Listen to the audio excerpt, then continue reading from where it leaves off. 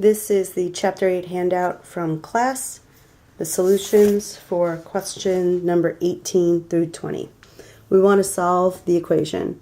Here we have the cube root of 7x minus 9 equals the cube root of 10x.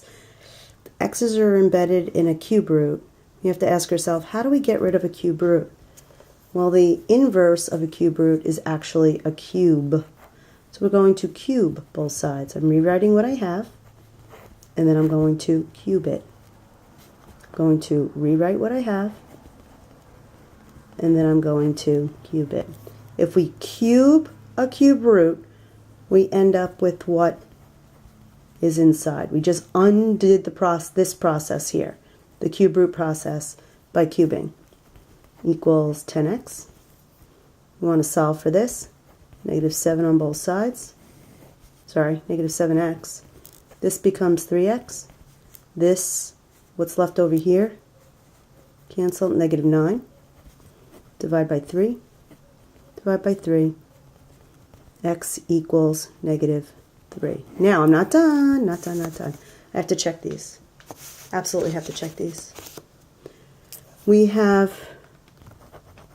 to check x equals negative 3. We have the cube root of 7 times negative 3 minus 9. Does that equal the cube root of 10 times negative 3? Now, as long as, let's see here, cube root of 7 times negative 3 is negative 21 minus 9 equals the cube root of negative 30.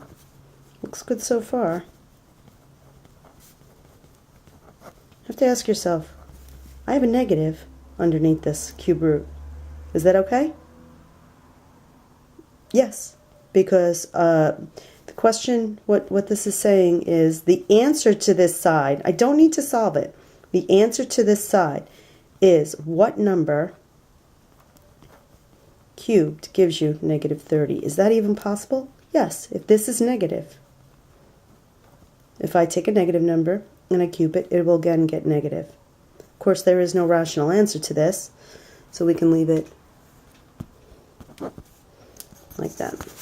The next one, we have square root of 10 minus x plus 4 equals x. This x is embedded, and this x is not.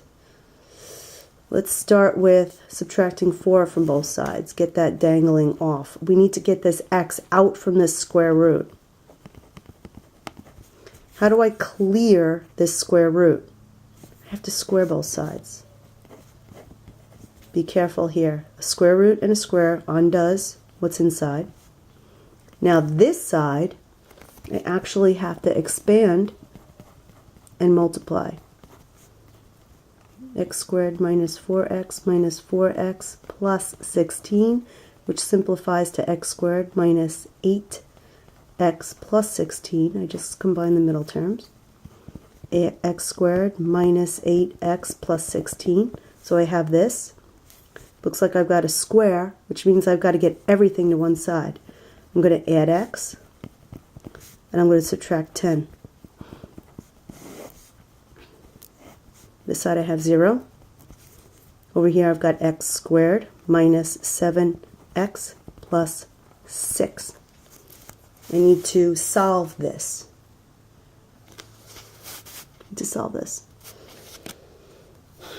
Okay, let's try factoring. Find two numbers that multiply to 1. Multiply to 6 and add to negative 7. I think I know what numbers those are. That's negative 6 and negative 1. When I multiply these two, I get 6. When I add these two, I get negative 7. We could break up the middle term, or we could use our shortcut. Since a is 1, the only way I can get an x squared out is an x and an x. Then this would be the sum, and that would be the product of the numbers. So I have a negative 6 and a negative 1. Solving this, we have x equals positive 6 and x equals 1, which must be checked. So let's first check x equals 6. square root of 10 minus 6 plus 4 outside equals 6. 10 minus 4 is, 10 minus 6 is 4, plus 4 equals 6. Square root of 4 is 2, plus 4 equals 6. 6 equals 6. Good. That was a check of x equals 6. So that one's good. I'm going to go back and circle that because I know he's good. Let's check the other one. Check x equals 1. Check x equals 1. Square root of 10 minus 1 plus 4 equals 1. Square root of 10 minus 1 is 9. I still have to take the square root of that. This is 3 plus 4 equals 1. 7 equals 1. Nope. Nope. So we're going to omit that solution. So there's only one solution, x equals 6.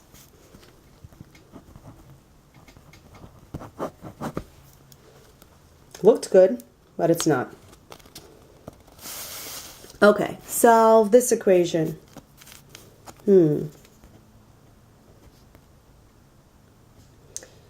Now, in order to clear both of these, I could try multiplying by the conjugate. That will fix this side, but I also have to multiply by the conjugate on this side. I'd still have the square roots over here. So what happens if I move this one over here? If I added this term to both sides. This is a tricky one. Hang in there. Square root of 2x plus 3 equals square root of x plus 1, but do not forget this one, plus 1. Now let's try to square both sides. That'll definitely clear this side, but I have the sneaky suspicion that I'm going to have to do this again. It's going to take a little bit of room. Let's square both sides. This guy's good. We're going to get a polynomial over here. Trinomial maybe. So squaring a square root, I get 2x plus 3. Squaring this, I have to expand it. This is a square root of 2. Square root of x plus 1 times square root of x plus 1 plus 1. Square root of x plus 1 times square root of x plus 1. Yeah, let's write it down. Square root of x plus 1 times the square root of x plus 1 plus 1 times x plus 1 plus 1 times x plus 1 times, plus 1 times 1.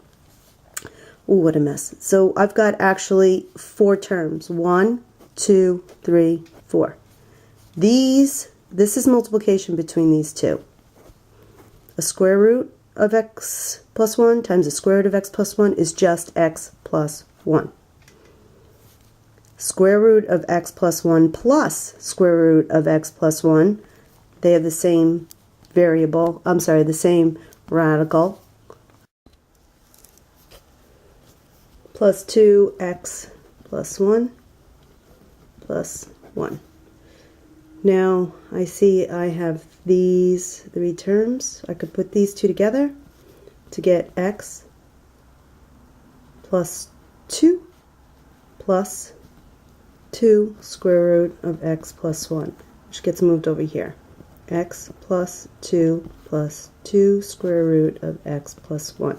These are all being, there's 3 terms. These two are being multiplied. So I've got 1 square root left. Let's move these to this side. Minus x, minus 2, which leaves me 2 square root of x plus 1 on the right side, and x plus 1 on the left side. Here, we need to clear this square root, we square both sides, square, and square. This one, working it all out, you end up with x squared plus 2x plus 1. We solve it. Looks like it's going to be a square, so I need to distribute this. 4x plus 1. Oops, 4x plus 4. X squared plus 2x plus 1 minus 4x. Get everything on the same side because it's a squared is your highest order. We end up with x squared minus 2x minus 3 equals 0. I'm going to move that over here. So I ran out of room. So we have x squared minus 2x minus 3 equals 0. And in order to solve that, I want to factor it.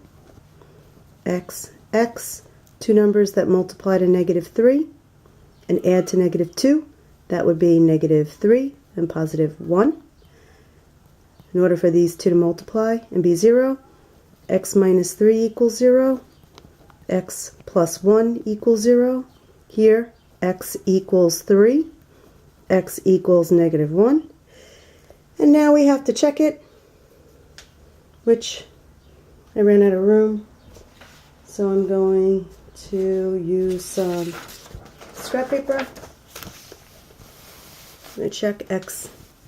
The original equation was the square root of 2x plus 3 minus the square root of x plus 1 equals 1. I want to, let's come all the way up here. I want to check x equals 3, square root of 2 times 3 plus 3 minus the square root of 3 plus 1 equals 1. This is the square root of 6 plus 3 minus the square root of 4 equals 1. This is the square root of 9 minus the square root of 4 equals 1, which is 3 minus 2 equals 1, and that's 1 equals 1. That one works. So x equals 3 is a valid solution. Now let's check our other solution, which is x equals negative 1. Square root of 2 times negative 1 plus 3 minus the square root of negative 1 plus 1 equals 1. All I did was put in negative 1 for x. Substitution. Square root of negative 2 plus 3 minus the square root of 0 equals 1. Well, this is 0. And this is the square root of 1, which is just 1 minus 0 equals 1. 1 equals 1. And that one does check. So the solutions are negative 1 and 3.